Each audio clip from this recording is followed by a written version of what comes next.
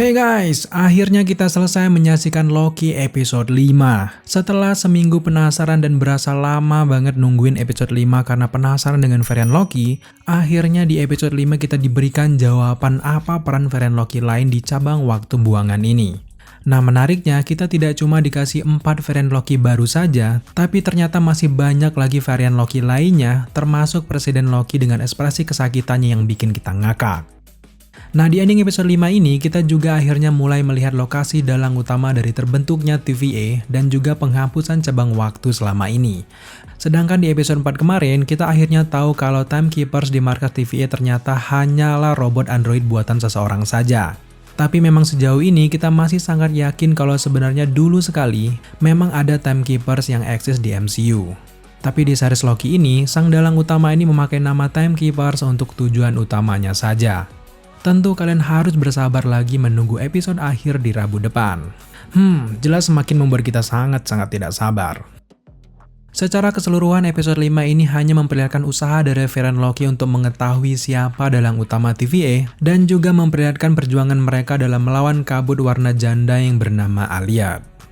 Dari sosok Alliad ini akhirnya Loki dan juga Sylvie berhasil masuk ke sebuah entitas lain yang merupakan tempat dalang utama TVA selama ini. Setidaknya sejauh ini seperti itulah yang kita duga guys. Terungkapnya lokasi dalang utama justru berkat seorang Sylvie yang mencurigai kalau dalang utama dari semua ini justru berada di luar markas TVA dan juga berada di luar cabang waktu. Justru ia sekarang berada di akhir dari waktu yang dianggap penuh dengan kehampaan.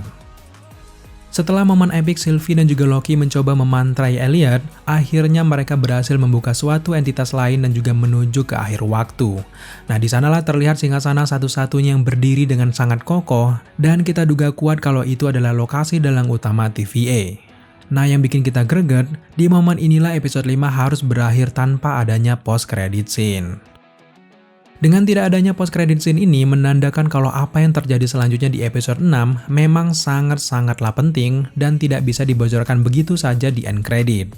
Kemungkinan di episode 6 akan penuh dengan aksi pertarungan antara pencipta manipulasi TVA dengan Loki dan juga Sylvie. Jadi sekarang pertanyaan kita, siapa dalang utama TVA selama ini? Apakah Kang? Atau superior Loki? Nah yuk kita bahas lagi di akhir video nanti. Tapi sekarang, mari kita membahas ada banyak sekali easter egg yang muncul di sepanjang episode 5 ini guys. Kalau kalian perhatikan secara detail, ada banyak sekali easter egg karakter-karakter komik yang muncul di lokasi ini. Apa saja itu? Nah untuk mengetahuinya, yuk langsung saja inilah easter egg yang hadir di Loki episode 5. Episode 5 dari series Loki diawali dengan recap kejadian sebelumnya yang sangat-sangat lengkap. Kalau kita melihat dari recap ini, kita bisa melihat sekarang jelas terjadi perlawanan antara Ravonna dengan varian Loki yang saling tidak percaya satu sama lain.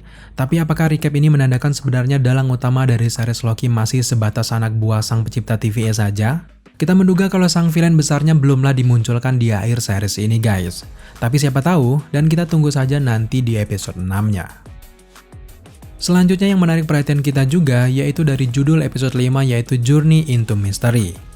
Nah kata-kata Journey into Mystery ini merupakan kata-kata untuk berbagai jenis komik Marvel terutama Thor dan juga Loki yang menceritakan kisah petualangan mereka. Nah series komik Journey into Mystery ini sangat populer di pasaran pada tahun 1962 dan juga seterusnya. Di komik Journey into Mystery bagian 92 saja bahkan diceritakan bagaimana kuatnya Old Loki yang kita lihat di episode 5 ini. Dia bahkan bisa mengambil palu Thor dan juga bahkan bisa menghancurkannya guys. Nah dari judul episode 5 ini, memang sepertinya fokus utama dari episode ini adalah Old Loki. Di scene selanjutnya, kita kembali diperlihatkan lebih detail lagi bentuk kehancuran kota New York dan tidak ada satupun orang yang selamat kecuali varian yang dibuang oleh TVA. Sejauh ini jelas bahwa kehancuran kota ini terjadi di timeline lain dan bukanlah di timeline utama. Tapi meskipun bukan timeline utama, ada banyak sekali hal menarik dari tempat pembuangan akhir Loki ini. Salah satunya dari beberapa gedung yang hancur, kalau kalian perhatikan lebih detail lagi, di sini jelas kalian akan melihat bagaimana kehancuran dari Stark Tower. Tapi jangan salah, ini bukanlah Stark Tower. Coba kalian perhatikan lagi dan juga zoom lebih dekat lagi. Nama tulisan gedungnya bukanlah Stark Tower, melainkan Sang.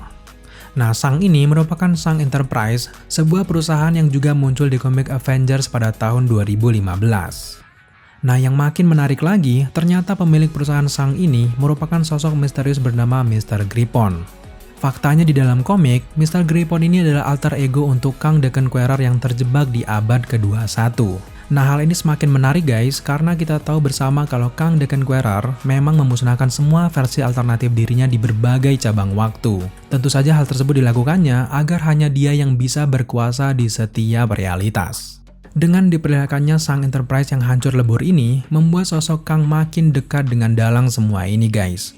Atau kalaupun Marvel tidak sedalam itu, setidaknya merupakan easter egg dari seorang Kang the Conqueror yang muncul di ending scene atau bahkan sebagai pengantar karakter ini di Quantum Mania nantinya. Selanjutnya setelah melewati bangunan runtuh tadi, kita langsung diperlihatkan dengan awan besar yang sangat-sangat mengerikan. Ternyata nama awan ungu ini adalah Alliad. Sekarang kita jadi tahu, ternyata setelah varian dimusnahkan menggunakan tongkat TVA, ternyata mereka ini diteleportasi ke cabang buangan ini, dan disinilah mereka akan dimakan hidup-hidup oleh Alliad. Jadi sekarang sudah dikonfirmasi kalau sebenarnya TVA tidak bisa memusnahkan begitu saja para varian, melainkan harus dimusnahkan ke kandangnya Alliad dulu. Setelah itu, barulah tugas Alliad lah yang membantai mereka semua seperti makan siangnya. Nah, kalau di dalam komiknya, Alliad ini merupakan sosok hewan berwarna hijau dan juga bermata merah. Sejauh ini, apa yang kalian lihat di series Loki ini cukup komik akurat guys. Nah, menariknya lagi yang membuat kita terus berpikiran tentang sosok Kang the Conqueror, sosok karakter Alliad ini muncul pertama kali di komik Marvel pada tahun 1993 sebagai saingannya dari Kang the Conqueror. Alliad juga merupakan makhluk Marvel yang tidak terikat dengan batasan waktu. Bahkan Alliad ini punya sebuah kerajaan temporal yang bahkan lebih besar dari punyanya Kang. Karakter Alliad ini bahkan sudah ada miliaran tahun sebelum manusia ada di bumi. Nah, pada faktanya, Alliad ini adalah makhluk pertama yang membebaskan diri dari batasan waktu. Alliad ini memiliki luas kerajaan temporal 3 kali lebih luas dari punyanya Kang the Conqueror. Jadi tentu saja Kang berusaha keras untuk mencegah Alliad mengambil wilayahnya dan berusaha juga merebut kekuasaan Alliad.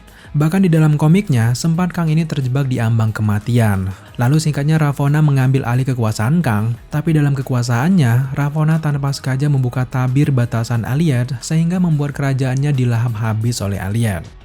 Singkatnya, Ravonna berhasil menghidupkan kembali Kang, kemudian Ravonna meminta bantuan kepada Avengers untuk mempertahankan kota Chronopolis dan juga memusnahkan Alliad. Nah, dari cerita komik itu, jelas Alliad ini punya hubungan kuat dengan Kang the Conqueror dan juga Ravonna. Tapi sejauh ini Alliad di versi MCU hanyalah sebagai binatang pelahap bagi TVA saja. Padahal di dalam komik, ia ini sangat-sangat kuat guys. Tapi terlepas dari semua itu, kita semakin curiga kalau Kang lah dalang di balik semua ini guys.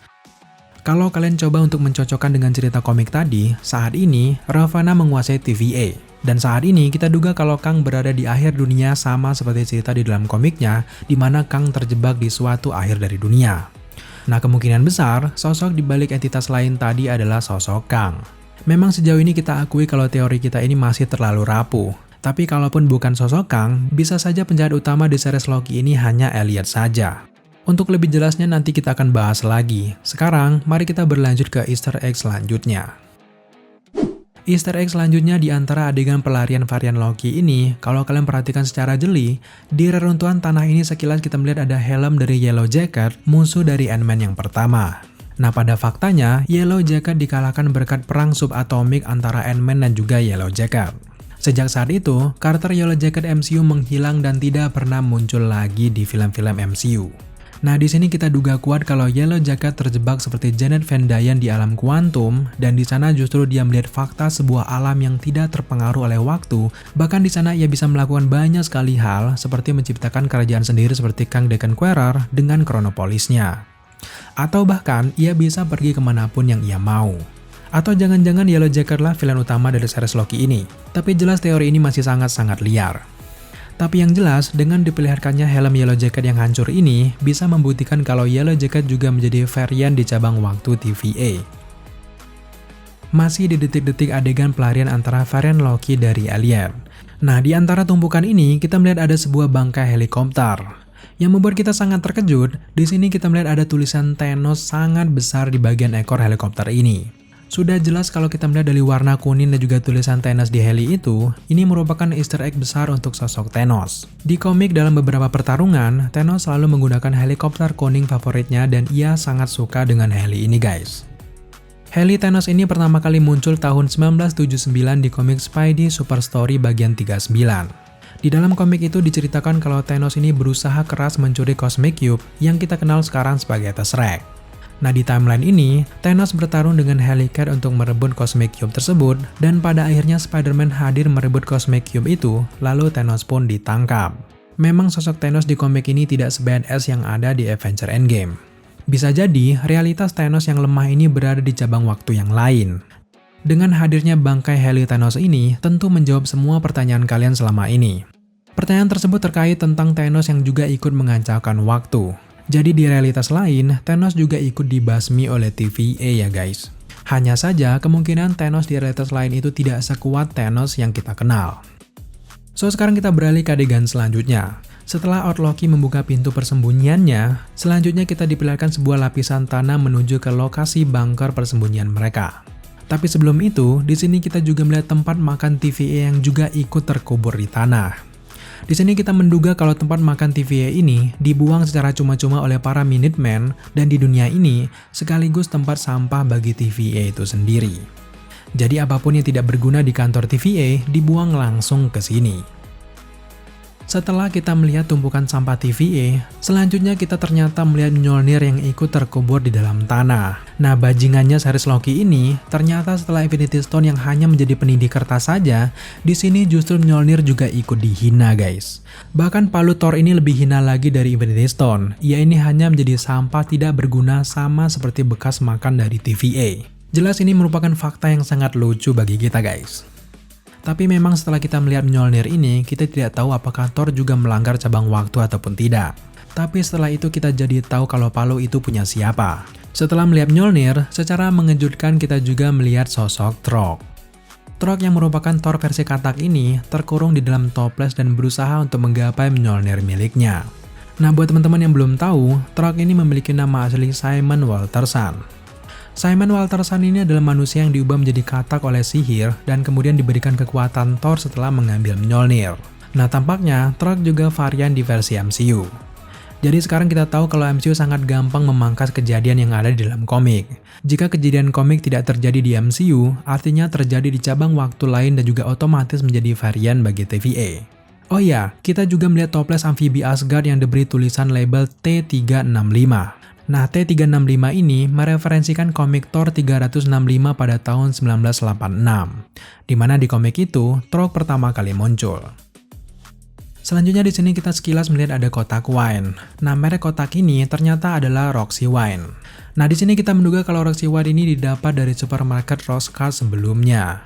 Juga di sini kita melihat beberapa easter egg bagi perusahaan Roxxon yang terkenal sekali di komik-komik Marvel. Sejauh ini kita jelas meyakini kalau Roxxon akan berpengaruh besar di MCU masa depan. Karena memang selalu Roxxon ini muncul di beberapa film-film ataupun series MCU, bahkan juga muncul di film-film Iron Man. So sekarang mari kita tunggu saja pengaruh apa sih yang akan dibawa oleh Roxxon di MCU masa depan nantinya. Apakah perusahaan ini akan menciptakan mutant? Tentu masih belum tahu ya guys. Selanjutnya dari percakapan Bossful Loki, kita jadi tahu kalau di timelinenya, Bossful Loki ini bahkan mengalahkan Captain America, Iron Man, dan berhasil mengumpulkan semua Infinity Stone.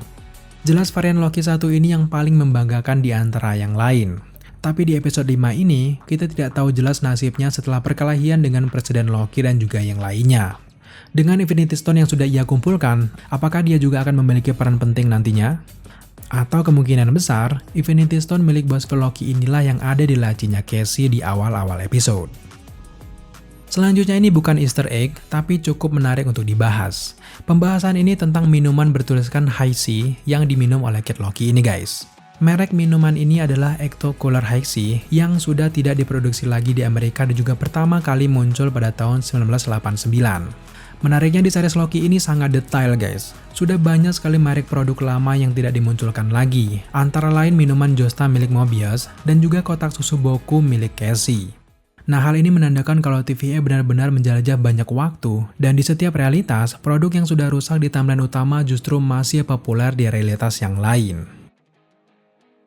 Pembicaraan paling menarik dari lingkaran curhatan varian Loki ini terjadi ketika Odd Loki menceritakan bagaimana kisahnya bisa berhubungan dengan TVA. Di cabang waktu versi dirinya, saat Thanos mencekik lehernya Loki di awal Infinity War, ternyata Loki memalsukan kematiannya dengan cara memanipulasi tubuhnya, dan Thanos bahkan terkecoh pada saat itu. Loki yang sebenarnya justru saat itu menyamar menjadi puing-puing benda mati dan selamat dari kematiannya. Nah, meskipun ini adalah cerita Loki dari versi Odd Loki, tapi dialog ini membuka pikiran kita, jangan-jangan beginilah caranya Loki bisa hidup kembali di realitas utama nantinya. Kita menduga kalau nantinya Loki versi varian ini akan kembali ke timeline utama tepat di menit-menit kejadian Thanos mencekik dirinya di awal Infinity War. Lalu Loki versi varian ini datang dan bersembunyi menjadi puing-puing di detik-detik ini. Nah, dengan begitu, Loki bisa hidup kembali dari timeline utama tanpa gangguan dari TVA. Ingatkah kalian ketika Loki tidak terlihat setelah Thanos berhasil merebut Tesseract? Nah, di momen ini bisa dijadikan momen varian Loki muncul.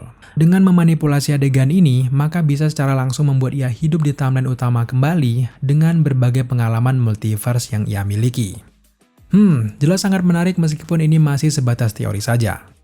Bisa saja ke depannya, Loki 2012 ini akan mengambil pelajaran dari semua jenis varian dirinya, lalu menggunakan pengalaman mereka untuk bertahan hidup di timeline utama. Kalau benar seperti itu, jelas sangat menarik bagaimana masa depan Loki di MCU masa depan. Tapi dari masa lalu Odd Loki ini, kita juga jadi tahu bagaimana perjalanan versi klasik Loki ini guys. Setelah selamat dari Thanos, ia kemudian mengasihkan diri ke planet yang sangat jauh. Tapi yang membuat ia ketahuan adalah TVA karena kerinduannya dengan sosok Thor. Nah, hal ini akhirnya membuat ia muncul ke permukaan dan berakhir ditangkap oleh TVA. Tapi dari pembicaraan ini juga, kita mendengar kalau Odd Loki mengatakan kalau mereka bukanlah God of Mischief lagi, melainkan dewa buangan. Ya, pada faktanya mereka memang dibuang di alam ini. Tapi kalau kita mencoba untuk mencocokkan di dalam komiknya, di komiknya juga ternyata ada saat-saat di mana Loki mengatakan kalau dia adalah dewa buangan. Nah, hal itu tepatnya terjadi di komik Loki bagian 5 yang dirilis di tahun 2019. Beralih ke adegan selanjutnya, setelah kita diberikan 4 varian Loki yang baru, ternyata di episode 5 ini kita ditambahkan lagi 9 varian Loki lainnya. Wow! Nah, di antara varian itu, tentu yang paling menonjol ada Presiden Loki atau yang disebut dengan Vote Loki. Di dalam cerita komiknya, Vote Loki ini mencalonkan sebagai Presiden Amerika Serikat setelah gejolak politik Amerika yang tidak jelas. Untuk varian Loki-Loki yang lain memang masih terlalu sulit untuk kita menebak siapa namanya satu persatu. Tampaknya semua Loki ini memang hasil dari kaburnya Loki di event 2012 dan tercipta varian Loki sebanyak ini. Nah, hal ini menjelaskan alasan mengapa Mobius meminta bantuan Loki 2012 sebelumnya. Karena mereka semua TVA ini kelelahan menangkap banyak sekali varian Loki yang pintar dan juga licik. Kita beralih lagi ke adegan selanjutnya. Di sini kita melihat ada sosok Mobius yang masih hidup dan ikut terdampar di cabang waktu buangan ini. Nah, uniknya, Mobius menemukan mobil yang masih bisa digunakan. Nah, mobil pizza ini merupakan easter egg untuk truk pizza di Toy Story guys. Meskipun memang tidak terlalu mirip, mengingat memang Pixar juga punyanya Disney, bisa saja mereka memasukkan easter egg untuk film itu. Di momen-momen penyelamatan Sylvie, di sini kita juga melihat Sphinx patung Mesir yang sudah kita bahas di episode sebelumnya. Sphinx ini merupakan bentuk mesin waktu Kang the Conqueror untuk pergi kemanapun ia mau. Nah, jelas ini juga merupakan easter egg untuk Kang the Conqueror. Setelah Loki berencana untuk menyerang Elliot tanpa berpikir panjang, Loki terlihat menyesal dengan keputusannya setelah melihat sebuah kapal perang yang dilahap habis-habisan oleh Elliot. Nah, buat yang bertanya kapal apa ini, jadi ini adalah kapal yang bernama USS Eldridge. Memang teori konspirasi tentang kapal perang dunia kedua ini cukup besar pada masanya guys. Dimana pada saat itu USS Eldridge ini diduga menjadi ajang eksperimen yang dinamakan eksperimen Philadelphia. Dimana pada saat itu pemerintah Amerika sedang melakukan percobaan yang bisa membuat kapal ini tidak terlihat oleh radar. Nah, anehnya, kapal ini bahkan kabarnya bisa menghilang secara tiba-tiba dan tiba-tiba juga muncul di suatu tempat. Nah, ternyata teori dan juga cerita legenda ini diangkat langsung oleh Marvel Studios di series Loki. Tapi di versi MCU, ternyata USS Eldridge ini menghilang akibat ulah dari TVA. Selanjutnya ketika adegan Mobius memarkirkan mobilnya, di plat nomornya tertulis GRN-W1D. Nah, ternyata lagi-lagi ini mengacu ke penulis beberapa komik Marvel yaitu Mark Gruenwald. Karakter Mobius juga salah satunya diciptakan oleh Mark, dan juga Mark juga yang menciptakan karakter Elliot pada tahun 1990-an. Bahkan sejak episode 2, Mark Greenwell ini selalu ditis di series Loki. Tampaknya, di series Loki ini ada banyak sekali karakter yang diciptakan oleh dirinya. Setelah pertemuan Loki dengan Sylvie di The Void ini, di sini akhirnya kita melihat adegan uwu-uwu antara Loki dengan Sylvie. Tentu banyak sekali teman-teman yang senyum-senyum melihat adegan ini guys. Apalagi ketika Loki berbagi selimut hijaunya dengan Sylvie. Tentu kita sangat berharap ada adegan tabrakan di momen ini ya guys. Tapi ternyata hanya dua sejoli yang ngobrol biasa saja. Tapi dari adegan ini jelas kita masih berharap kalau hubungan mereka akan terus berlanjut ke depannya. Dan tentunya akan menjadi definisi mencintai diri sendiri yang sebenarnya. Di dialog ini ketika Loki seperti tertarik sekali dengan Sylvie, Sylvie sempat mengatakan apakah kamu tidak mengkhianatiku nantinya? Nah disinilah kita melihat bagaimana perasaan penyesalan Loki mulai muncul. Ia bahkan mengatakan kalau ia ini selalu mengkhianati orang-orang yang mencintainya.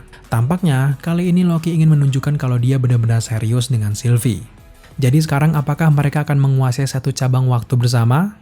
Atau bahkan mereka akan pergi ke timeline utama berdua nantinya? Untuk menjawab semua itu, mari kita tunggu saja masa depan mereka berdua ke depannya.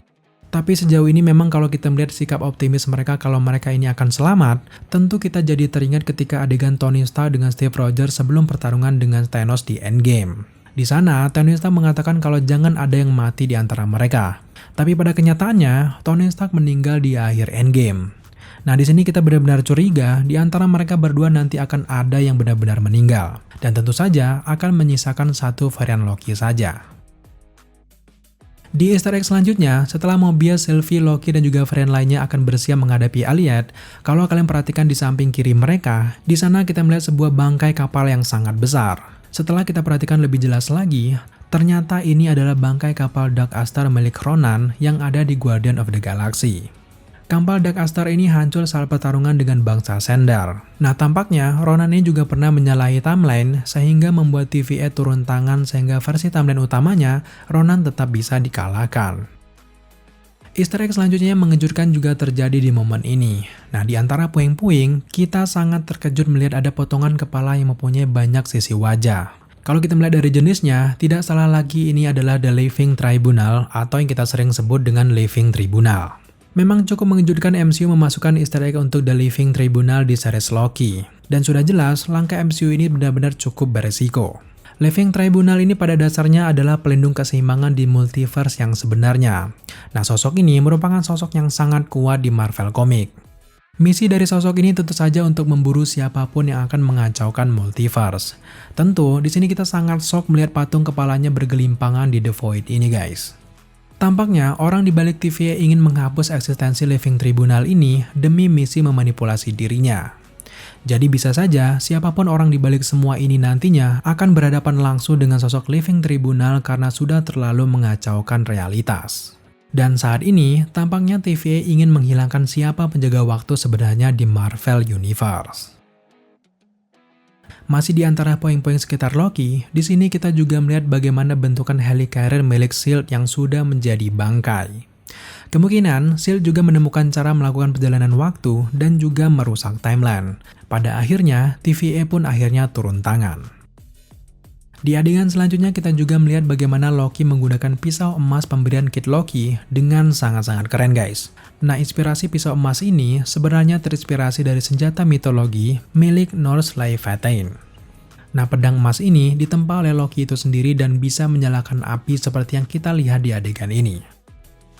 Di adegan selanjutnya yang juga yang paling epic dari episode 5 ini adalah ketika Loki menggunakan kekuatan yang sangat-sangat dahsyat untuk membangun Asgard-nya sendiri di tanah lapang ini guys. Jujur saja, di adegan ini kita sangat-sangat takjub dengan kekuatan Loki yang paling tua ini.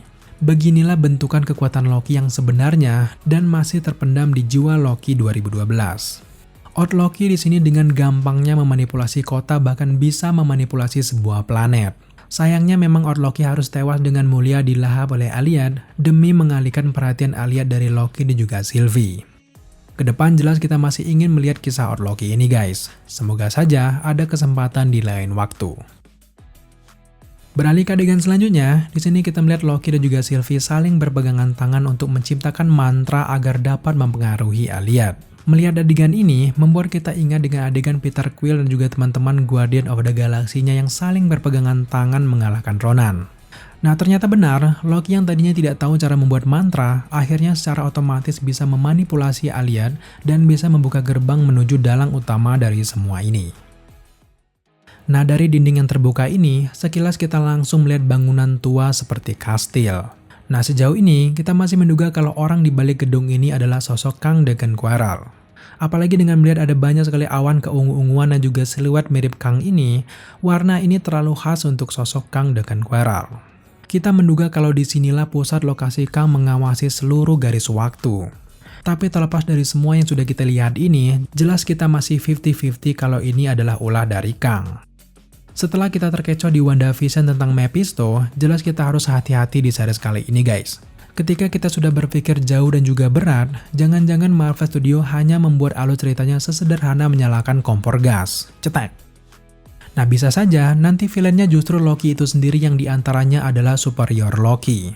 Tapi terlepas dari semua itu, mari kita lihat saja di episode 6-nya. Kita akan melihat bagaimana cara Marvel Studio menggiring penontonnya. Nah, sejauh ini kalau kita melihat ada sosok Aliad, ada patung Living Tribunal, ada Ravonna, ada Sang Enterprise, awan keungu-unguan, jelas ini terlalu menjurus ke sosok Kang Degenquerel. Bagaimana menurut kalian semuanya? Kalau memang nantinya Marvel ingin membelokkan ke hal yang lebih simpel pada akhirnya, ya setidaknya kita sudah berusaha untuk memberikan teori yang menarik ke kalian semua. Oke guys, yang terakhir, ada yang ingin Deliskren tanyakan ke kalian semuanya. Dari tadi, kita sudah membahas semua easter egg dan juga teori tentang Loki.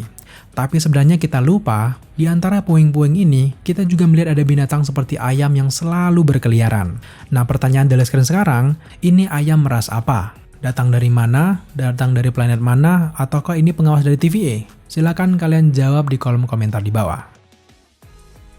Oke guys, akhirnya terima kasih kalian sudah menyaksikan video ini sampai selesai. Jika kalian suka dengan konten-konten seperti ini, jangan lupa dukung kita dengan cara subscribe, like, komen, dan share. Serta jangan lupa juga untuk nyalakan notifikasi agar kalian selalu mengetahui apabila kita mengupload video setiap harinya. Thank you guys, sampai jumpa di video selanjutnya.